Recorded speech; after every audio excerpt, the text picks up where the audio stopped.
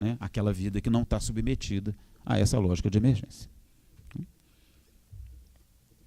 Esse desenho, infelizmente, é o nosso desenho cultural, né, e é o desenho que está absolutamente instalado, né, institucionalizado na lógica de funcionamento do sistema de justiça criminal, em todas as suas organizações.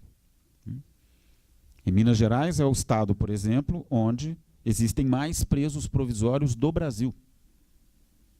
Alguma coisa como 52% de todas as pessoas detidas em Minas Gerais são detidas sem sentença transitada em julgado. Muitas dessas pessoas, evidentemente, não precisavam estar detidas.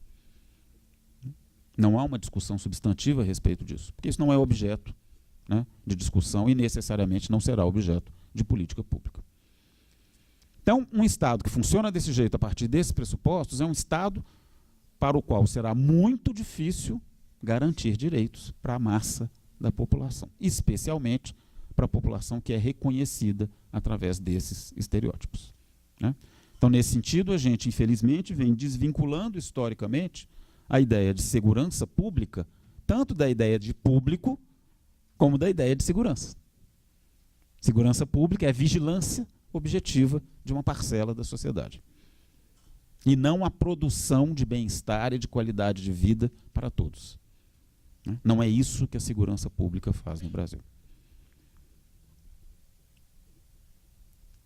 Então, para a gente é muito difícil discutir segurança pública.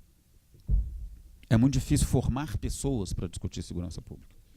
Porque é um campo sujo. É um campo que a gente não quer saber dele. É um campo que a gente quer entregar para os profissionais. É um campo onde as políticas públicas que são desenvolvidas padecem, né, dessa carga conceitual, dessa carga simbólica que eu estou tentando constituir aqui para vocês. Como lidar com isso, né? Como pensar segurança pública com as nossas limitações e com as nossas características, que não a partir desse viés, que não a partir dessa chave de interpretação tão negativa, né, tão carregada, né, de questões aí culturais que vêm nos perseguindo, né, na construção de um republicanismo mais razoável na nossa sociedade. Eu acho que a primeira questão que a gente precisa pensar é a ideia de comunidade. A gente precisa pensar como é que a gente pode aproximar o Estado da vida das pessoas. Né? E como é que aproximar o Estado da vida das pessoas pode ser feito mesmo através desses atores tão importantes para qualquer sociedade. É impossível democracia sem polícia. É inconcebível isso. Nenhum Estado moderno prescinde dessa atividade. Mas nenhum Estado moderno pode ter uma polícia que funciona contra o seu povo. Isso também não faz sentido. Então, talvez essa seja a primeira questão que a gente precise pensar.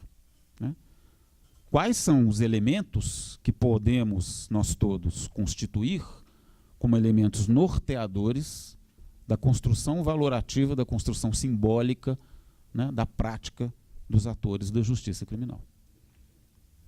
É impossível uma justiça criminal que funcione com um judiciário totalmente alijado da sociedade, como o nosso. O nosso judiciário é a instituição mais distante da sociedade que nós temos na República. É impossível. Não vai funcionar.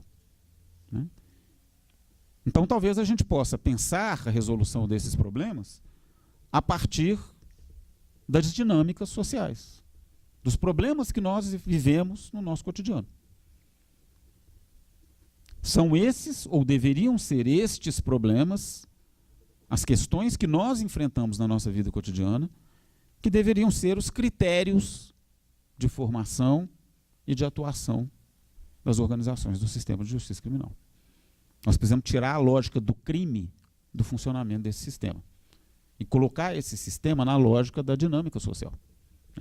Esse sistema precisa estar preocupado com as vulnerabilidades das pessoas. É um sistema que precisa estar preocupado com as dinâmicas que produzem os conflitos e produzem os problemas.